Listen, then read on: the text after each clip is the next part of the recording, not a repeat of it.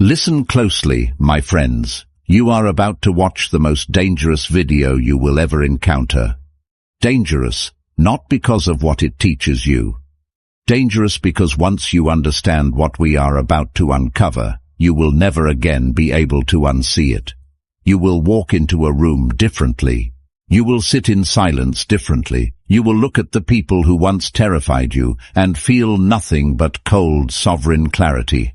This is not entertainment. This is a complete rewiring of the way you see human behavior. I need you to stop everything right now, because what most people call handling disrespect is nothing more than a glorified performance of weakness, a rehearsed flinch disguised as confidence, a scripted reaction designed by people who never escaped their own emotional chains.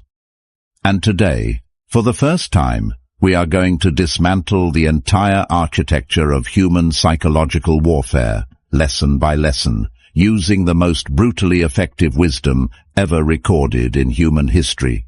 We are going back 2,000 years, to battlefields drowned in blood, to slave quarters where men learned to master their minds under chains, to the private journals of emperors who commanded armies of 1 million men, yet still fought the darkest battles inside themselves.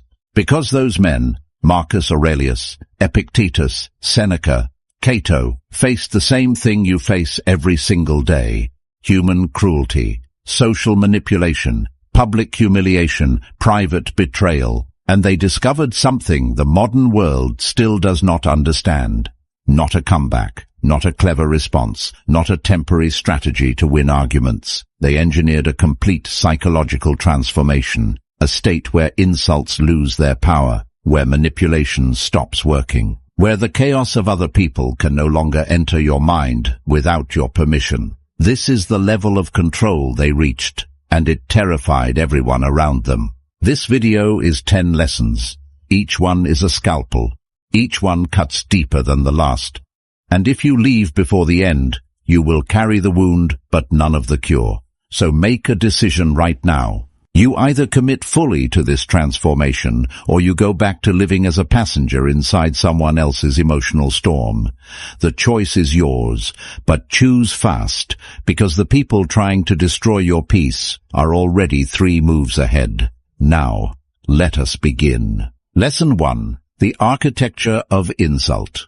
Why disrespect is never about you. Before we talk about what to do when someone disrespects you, we need to talk about what is actually happening. Because right now, you have it completely backwards, and this backwards understanding is costing you your peace every single day. Imagine ancient Rome. The year is 161 AD. Marcus Aurelius has just been handed the throne of the most powerful empire in human history. 70 million people, stretching from Scotland to Mesopotamia. He has armies, senators, philosophers and assassins, all circling him simultaneously. And what does this man, the most powerful human being alive, write in his private journal? He writes, "Begin the morning by saying to yourself, I shall meet with the busybody, the ungrateful, arrogant, deceitful, envious, unsocial." He was the emperor, and yet he still woke up every morning knowing he would be surrounded by people who would demean him, manipulate him, lie to him, and envy him. The difference between Marcus and every other person in history was not that he avoided disrespect. The difference was that he understood its true origin. Disrespect is never a verdict, it is a symptom. When a doctor sees a patient with a fever, the doctor does not take the fever personally. The doctor understands the fever is a signal, a symptom of an underlying disease. The fever is not about the doctor. The fever is about the patient's internal condition. The moment someone disrespects you, the sarcastic jab, the condescending smirk, the deliberate dismissal, they are not offering you a measured critique of your worth. They are showing you the fever of their internal disease. Epictetus knew this in a way that would shatter most modern minds. Epictetus was born a slave. He was owned by a man named Epaphroditus, a notoriously cruel master who, according to ancient accounts, once twisted Epictetus's leg for amusement and broke it. And as the bones snapped, Epictetus looked at his master calmly and said, "I told you it would break." No rage, no pleading, no humiliation. Because Epictetus had understood something at the deepest possible level. His master's cruelty was not a statement about Epictetus's worth. It was a confession of his master's poverty, a poverty of character, of humanity, of soul. You've spent 3 weeks preparing a proposal. You walk into the boardroom. You begin presenting, and within 90 seconds your colleague, the one who smiles at you in the hallway every morning, cuts you off, dismisses your data, makes a joke at your expense in front of the entire team. Your face burns, your chest tightens, your mind screams at you to defend yourself. But here is what you do not know in that moment. That colleague went home 2 nights ago to an empty apartment. Their partner left them 6 months ago. They haven't slept well in weeks. They walked into that boardroom carrying the invisible weight of a life that feels like it is collapsing. And you, your confidence, your preparation, your competence, was a mirror that showed them everything they were not. Their insult was not an attack. It was a desperate scream from a drowning person who needed to pull someone else underwater just to feel like they were still breathing. This is not about making excuses for toxic people. This is about liberating yourself from the prison of taking their behavior personally. When you truly internalize that their disrespect is their confession, not your sentence, something remarkable happens. The insult loses its poison mid-flight. It arrives, and you are simply unmoved. Not because you are suppressing anything, but because you genuinely understand, this is not about me. That understanding is the first wall of your inner citadel. Build it now and never let it fall. Lesson 2. The radical power of zero expectation. There is a specific kind of suffering that nobody talks about. It is not the pain of being hurt. It is the pain of being surprised by being hurt. And until you eliminate that surprise, you will always be vulnerable. Epictetus taught what he called the dichotomy of control. But most people who quote this phrase have never understood what it actually demands of you. It does not demand optimism. It does not demand trust. It demands something far more terrifying. It demands zero illusion. In ancient Athens, there lived a philosopher named Diogenes. He was called the dog, not as a compliment. He lived in a ceramic jar in the marketplace. He owned nothing. He performed bodily functions in public to shock the aristocracy. He begged for food. And yet, Alexander the Great, conqueror of the known world, made a special journey to meet him. He stood before this filthy, homeless philosopher and said, "Ask of me anything you desire. I will give it to you." Diogenes looked up at the most powerful military commander in history, and he said, "Stand a little out of my sunlight." Alexander left that meeting reportedly saying, "If I were not Alexander, I would wish to be Diogenes." Why? Because Diogenes had achieved something Alexander, with all his armies and gold, could not buy. Complete immunity to the opinion of other men. Expectation is the raw material from which all disrespect manufactures its power. Every time you walk into a room expecting to be treated with respect, you have handed that room a weapon. Because the moment that expectation is violated, the violation lands not just as rude behavior, but as a rupture of reality, your reality. The reality you constructed and then handed to someone else to maintain. The Stoic solution is not to lower your standards, it is to remove your dependence on others meeting them. You can require excellent behavior from people in your life. You can demand it. You can enforce it through boundaries and consequences. But you cannot attach your internal peace to whether they deliver it. The difference between those two things is everything. You are sitting with people you have known your entire life. You make a comment, and your relative, the one who has been doing this to you since you were a child, mocks you, belittles your achievement, compares you unfavorably to someone else. The reason it destroys you every single time, despite the fact that you have experienced it hundreds of times, is because every single time you walked in with the hope that this time would be different. This time they would see you. This time they would be proud. That hope is not beautiful. That hope is the wound. The Stoic does not walk into that dinner table with hope. The Stoic walks in with clarity, clear eyes, clear expectations. They have already, privately, quietly, accepted the full range of what might happen, and because they have accepted it in advance, nothing that happens at that table can break them. This is not pessimism. This is the highest form of psychological preparation. The Spartan warriors before battle did not sit in their tents and visualize victory. They sat and deliberately meditated on every possible form of loss, every wound, every defeat, every death, so that when battle came, nothing could shock them, nothing could paralyze them. They had already made peace with the worst.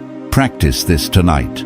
Before any interaction that holds the potential for disrespect, in your mind, quietly accept the worst possible version of that interaction, not to be crushed by it, to be immunized from it. That is the architecture of zero expectation, and it is one of the most powerful structures a human mind can build. Lesson 3. The weapon that destroys without a single word. Every weapon you have ever been taught to use against disrespect is a loud weapon, a comeback, a defense, an explanation, a retaliation. And here is the ugly truth about every loud weapon: it announces your wound. The most lethal weapon in human psychological history makes no sound at all. Marcus Porcius Cato, known to history simply as Cato, was perhaps the most feared man in the Roman Senate. Not because of his military record, not because of his wealth, but because of a single discipline that made him virtually untouchable in political combat. He almost never responded immediately. When Julius Caesar, the most brilliant political mind of the ancient world, attempted to publicly humiliate Cato on the floor of the Senate, Cato looked at him, said nothing. And then, when the entire chamber was leaning in, waiting for the explosion, he calmly returned to the matter at hand. Caesar, who had reduced armies to rubble, did not know what to do with silence. No one does. Silence is not the absence of a response. Silence is the response, and it is the only one that cannot be weaponized against you. When you speak in anger, you give the other person your words to dissect, distort, and turn against you. When you explain yourself in desperation, you hand them a map of your vulnerabilities. When you lash back, you confirm that their weapon found its target. But when you are silent, genuinely, serenely unperturbed in your silence, you give them nothing, and nothing is everything. Imagine you are at a social event. Someone makes a cutting remark about you in front of a group. Everyone turns to watch your reaction. The disrespectful person is already smiling because they know the next few seconds belong to them. In that moment, most people make one of two catastrophic errors. They erupt. They say something cutting back, and the room watches two people exchange venom, and everyone goes home talking about the fight. Or they laugh it off nervously, collapse inward, say, "Haha, yeah, you're right," and spend the next 3 days replaying the moment, wishing they had said something different. The third path, the Stoic path, is one neither of them saw coming. You hold their gaze for exactly 2 seconds longer than is comfortable, not glaring, not smiling, just looking, with the calm, clinical detachment of someone observing something mildly interesting. And then you continue with whatever you were doing before they spoke. No reaction, no acknowledgement, no fuel. The room watches, and something shifts. Because in that silence, it becomes clear to everyone present that the person who made the remark was trying to pull a lever. And the lever is not connected to anything. Cato once said, "I begin to speak only when I am certain what I will say is better than silence." Measure every future response against that standard. Most of what we say in moments of conflict does not clear that bar. And when it does not, close your mouth. Let the silence work. The room always fills the vacuum, and the disrespectful person will always fill it worse than you ever could. Lesson 4. The psychological sentence that ends every attack. We have been building to this. Everything in the previous 3 lessons, understanding the origin of disrespect, eliminating expectation, mastering silence, has been preparation for this single weapon. One sentence, forged in Stoic philosophy, tested across 2 millennia of human conflict. Are you ready? Because this will change how you move through the world forever. In Marcus Aurelius's private journal, the Meditations, he wrote something that most scholars overlook because it sounds deceptively simple. He wrote, "When you wake up in the morning, tell yourself, the people I deal with today will be meddling, ungrateful, arrogant, dishonest, jealous and surly. But I have seen the beauty of good and the ugliness of evil, and have recognized that the wrongdoer has a nature related to my own." That last phrase is the key, a nature related to my own. Marcus, emperor, philosopher, general, looked at the people who disrespected him and said, "You are made of the same material I am. You are suffering the same fundamental human condition I am. The difference between us is not what we are, it is what we have chosen to do with what we are." From this position, seeing the shared humanity of even the most toxic person, a question emerges that is not confrontational, it is not retaliatory, it is devastatingly clear.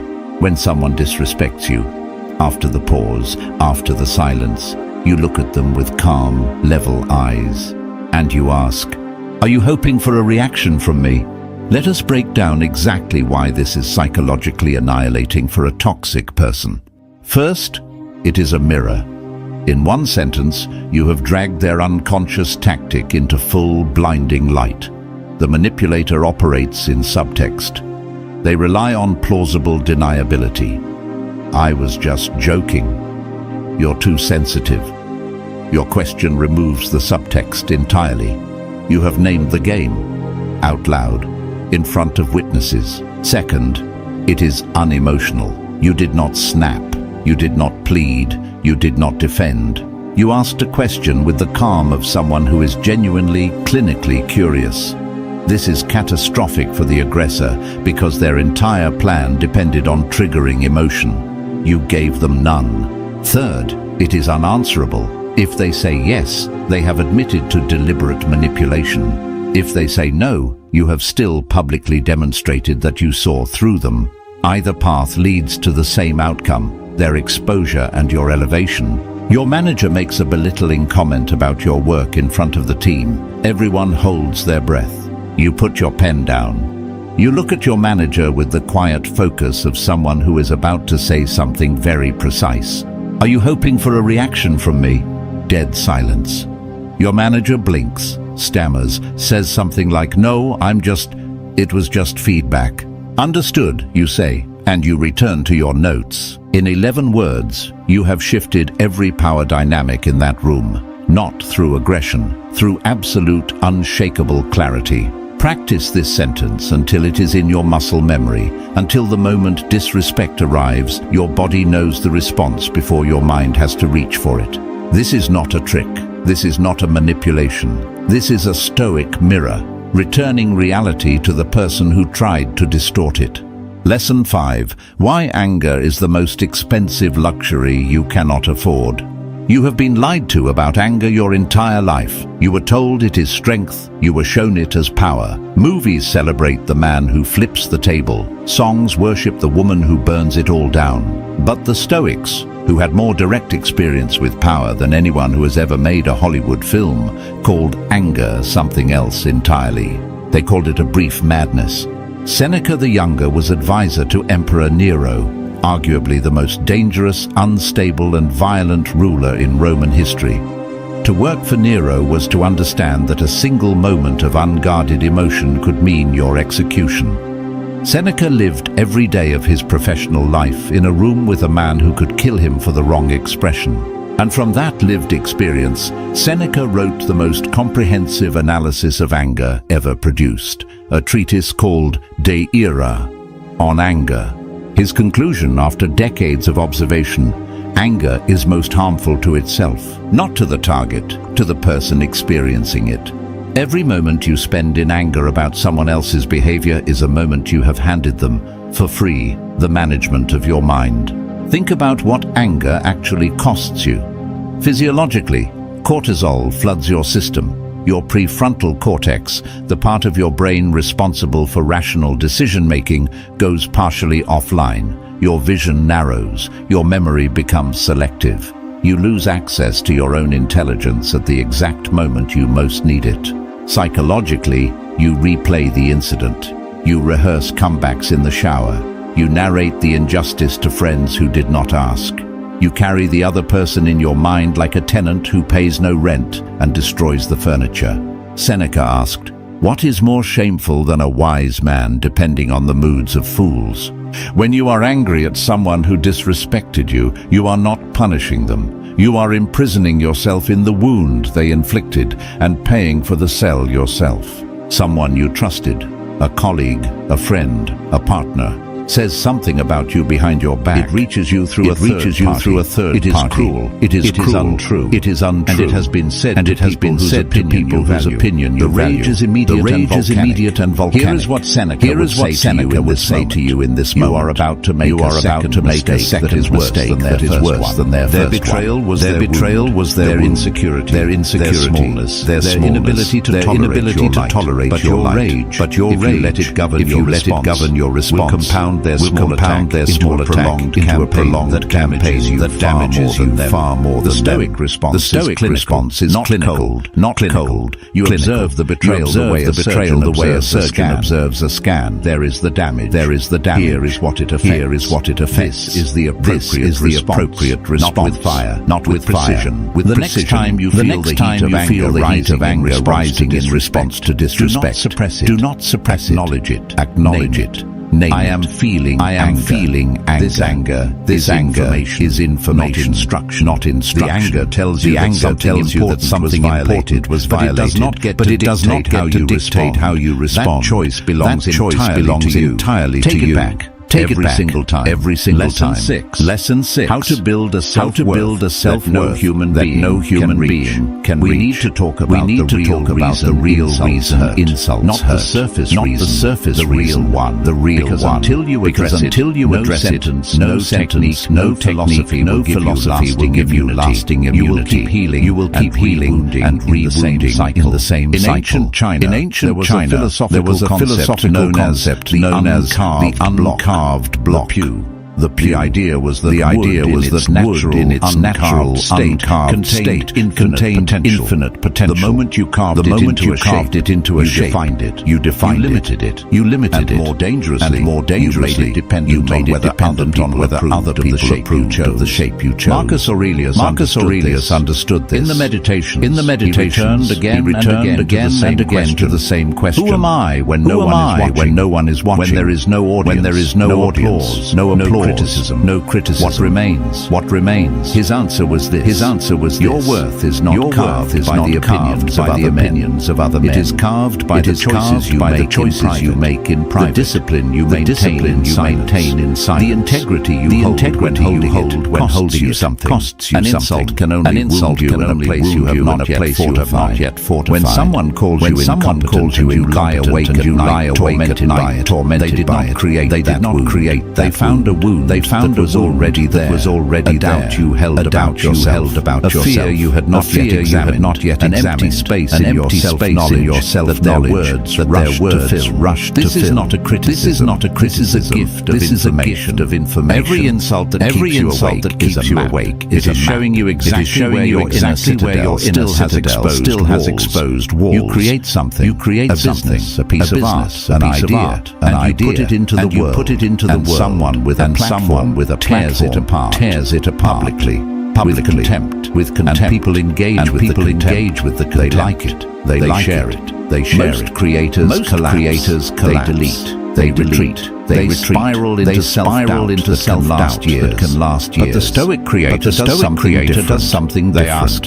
Is what they said true?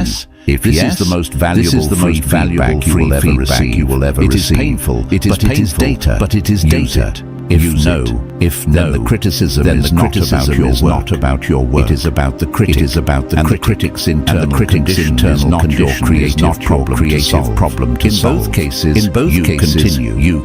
Because your reason for creating was never their approval. If you were already building on sand, start building the iron garden, not tomorrow, not today. Tonight. Take 10 minutes and write down 3 things you did today that you are genuinely privately proud of. That no one saw, that no one praised, no one validated. 3 moments where you chose to act with integrity or courage, when it would have been easier not to. Do this every night for 30 days. At the end of 30 days, you will have built something that's no human insult because it was built in the private where no one's opinion could touch the foundation. That is the iron guard. Plant it, and watch what happens when someone tries to pull a weed. Performing at your highest while being attacked. Everything we have built so far has been in mental armor, philosophical immunity, the ability to not be broken. But there is a next level that very few people ever reach. And it is the ability to perform at your absolute in the middle of being attacked. In the Roman Colosseum, the greatest gladiators were not by their strength, they were distinguished by their ability to fight with precision. In the moment when the crowd was screaming for their death, when their opponent was pressing when the sand was soaked with their own blood. The Stoics called this state of total detached apatheia. But this word has been catastrophically mistranslated into English as apathy. Apatheia does not mean not caring. It means freedom from being controlled by your passions in any given moment, including fear and desperation. It means you can be fully engaged with what matters, while being completely uncaptured by the emotional chaos surrounding. The most elite version of any human performance happens in the precise space between stimulus and response. Viktor Frankl, psychiatrist who survived 4 Nazi concentration camps, wrote something that aligned perfectly with Stoic without him intending to. Between stimulus and response, there is a space. In that space is our power to choose our response. In our growth lies our freedom and our freedom. When someone disrespects you in a high-stakes negotiation, a critical conversation, they are trying to shrink that space to zero. They want stimulus to become response. They want you to react before you think. Your discipline through everything we have discussed is what preserves that space. And inside that space, you do not just survive the attack.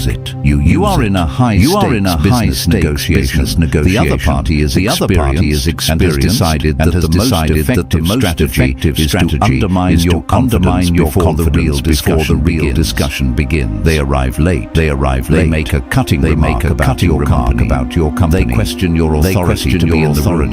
Every instinct says defend yourself, prove yourself, explain yourself. The Stoic gladiator does the opposite. They slow down. They breathe. They let the ambush land. They observe it with clinical detachment. Interesting. They are attempting to destabilize me before we begin. This tells me they are more concerned about the outcome than they are appearing. That is information. That is power. From the perfectly preserved space between stimulus and response, they make their opening move. Not reactive, strategic, not emotional, precise. The attacker expected to find a person off balance. They found someone standing on bedrock. Train this space the way athletes train their bodies, deliberately, systematically. Every day you will encounter small moments where someone tries to shrink your response time. A curt email, a dismissive comment, passive-aggressive text. Expanding the space in these small moments. Take the 3 seconds. Observe. Because when the high-stakes moment comes, your space will be wide enough to build an entire strategy inside it. Lesson 8. The slow, devastating consequence that changes everything. So far, we have been talking about the immediate moment of disrespect. What to think. what to think, what to feel, what to say, But the Stoics understood that true self-respect is not just a moment-to-moment. It is a long-term strategy. And the most powerful move in that long-term is one that most people never even consider. In the ancient world, one of the most severe punishments that could be administered was not physical, it was social. It was the Greeks called it dishonor. You were not harmed. You were not imprisoned. You were simply excluded. Removed from the warmth of human community. Your presence was no longer acknowledged. Your voice no longer carried. The Stoics understood that access to your attention, your energy, your humor, your time is the most valuable currency you possess. And like any currency, it must be managed with absolute precision. You do not need to punish people who disrespect you. You simply need to price them out. Most people, when they are chronically disrespected, respond with one of two extremes.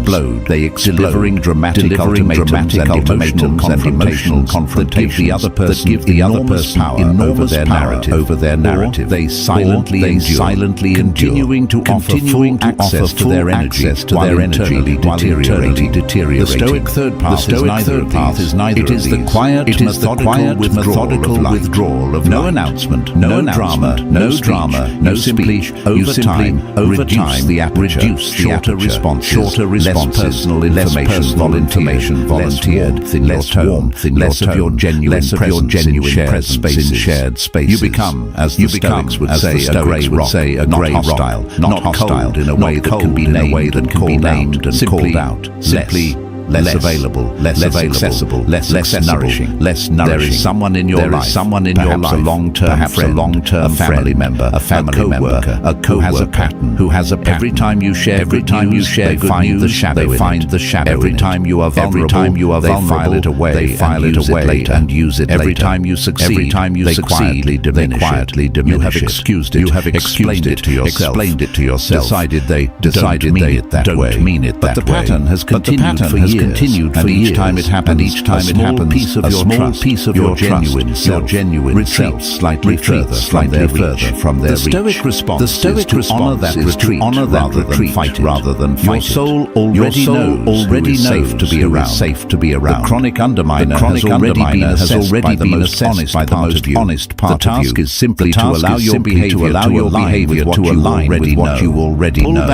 Pull back the investment, quietly, without malice, and reallocate that energy to relationships where it is genuinely received. This is not revenge. This is resource management. Your attention, your emotional energy. These are finite. They must be stewarded with the same intelligence you would apply to any precious resource. People who respect you will have access to all of it. People who repeatedly demonstrate contempt quietly and without drama, without the supply has dried up. And when they notice, and they always notice, you will not need to say a word. The message will already have been received. Lesson 9. Loving your enemy without becoming their servant. This is the lesson most people are not ready for. Not because it is complex.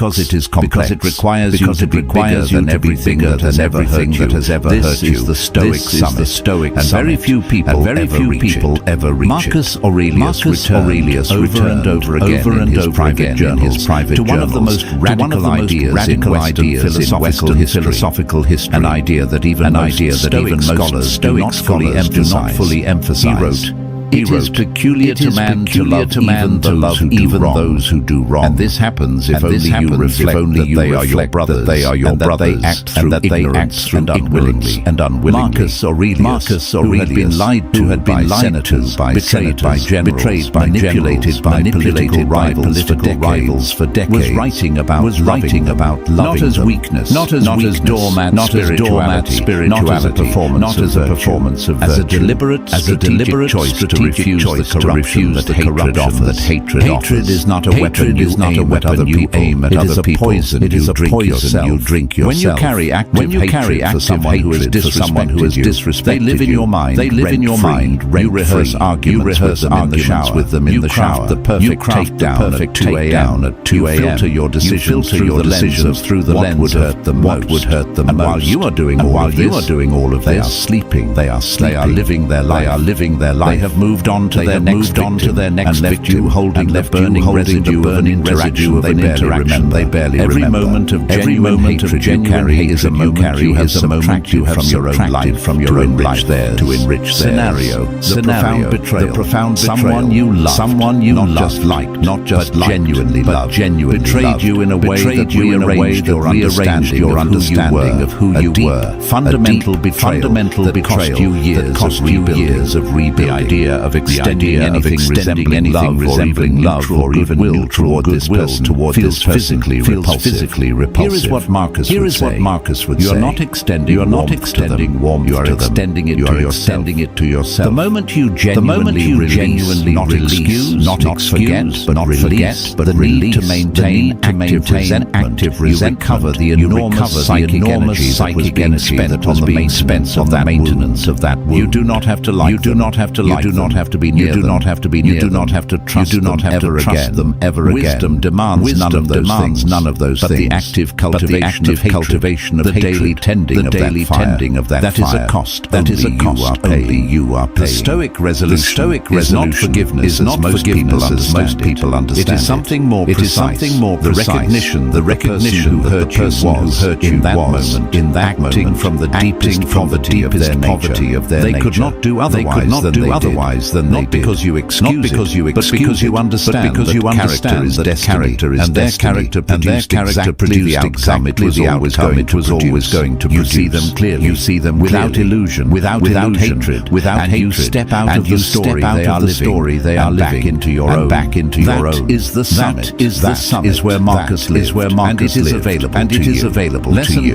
Lesson 10. Building a reality so full that disrespect becomes irrelevant. Every lesson in this video has been about defending protecting your peace, guarding your energy, your dignity, holding your dignity. And all of that is essential. But we are ending somewhere different. We are ending where Marcus Aurelius himself returned, not to the battlefield, but to the purpose. Because the ultimate answer to not a better defense. It is a life so consumed that there is simply no room left for the wound. In 167 AD, while Marcus Aurelius was fighting the Marcomannic Wars on the northern frontier of the empire, simultaneously managing a plague that was killing a corrupt senate, a military rebellion, and the slow personal grief of losing several of his children. He wrote in his journal, confine yourself to the present. 2,000 years later, the most radical productivity system ever written. Manage your time. Optimize your workflow. Deal with the disrespect. Confine yourself to the present. To what is in front of you. To the work that your highest self is called to do. Right now. A person fully consumed by their purpose has no psychological vacancy for the opinions of their critics. Think about the greatest creators, warriors and philosophers in history. The ones who changed the world. Were they free of critics? Not critics. Socrates was executed by his critics. Galileo was imprisoned by his. Lincoln was despised and mocked by half the nation he was trying to save. What made them untouchable was not that they learned to handle the criticism better. It was that the mission, the purpose, the thing they were built to do was simply bigger than the noise. The criticism could not compete for mental space because the purpose occupied everything. Picture the version of you that exists 5 years from now. You fully commit to everything in this video. You have built your inner citadel. You understand the origin of disrespect. You have mastered the mirror question, the silence. You have withdrawn your energy from environments that do not value. You have released your hatred. You have built your self-worth from the inside. Now picture that version of you walking into any room. When someone makes a cutting you hear it the way a mountain hears wind. You understand it, and you continued. Not because you have trained yourself into emotional numbness, but because the wind does not matter to the mountain. Has deeper business. You have deeper business. Your purpose, whatever it is, however clearly you can currently see it, the final is the most complete answer to disrespect. Because purpose creates gravity. It pulls you forward, even when every social force is trying to hold you back. It gives you a reason to get up from the wreckage that is more powerful than any wound. The Stoics did not merely teach philosophy. They lived it in the most high-stakes arenas of human experience. And the common thread across every one of them, the emperor, the statesman, the soldier, they knew what they were for, and nothing could redirect them. Find what you are for, pursue it with everything you have, and watch how quickly the people who tried to reduce you become not through any action of yours, but simply because you have moved beyond the reach of their smallness, that they cannot see you anymore. That is sovereignty. That is the Stoic life. And it has been waiting for you the entire time. Most people did not. Most people clicked away in the first 2 minutes looking for a shortcut, a 30-second fix for a years to cut that But you stayed. And that tells me something important about who you are. You are not looking for a trick. You are looking for a transformation. And transformation, the kind that permanently rewires how you move through the world, is exactly what you have begun, not completed. Because these 10 lessons are not a one-time viewing. They are a practice. They are a philosophy. They are a way of being that you will have to choose again and again. In the moments when choosing it costs you something. The moments in the meeting room, at the dinner table, in the negotiation, in the aftermath of betrayal, in the 2 a.m. silence when the wound still burns. In every one of those moments, you now have something you did not have before. A framework, a language, a practice, and the knowledge that the greatest, most battle-tested minds in human history chose this path and became untouchable. Marcus Aurelius, Epictetus, Seneca, Diogenes. They are not legends because they were never heard. They are legends because they refuse to be defined. Now it is your turn. Go build your citadel. Go plant your iron garden. Go confine yourself to the purpose, to the work that only you were built to do. And the next time someone tries to disrespect you, let them try. Let them exhaust themselves against themselves they cannot see. You will already be gone. Already building. Already free. I will see you in the next one. Stay sovereign.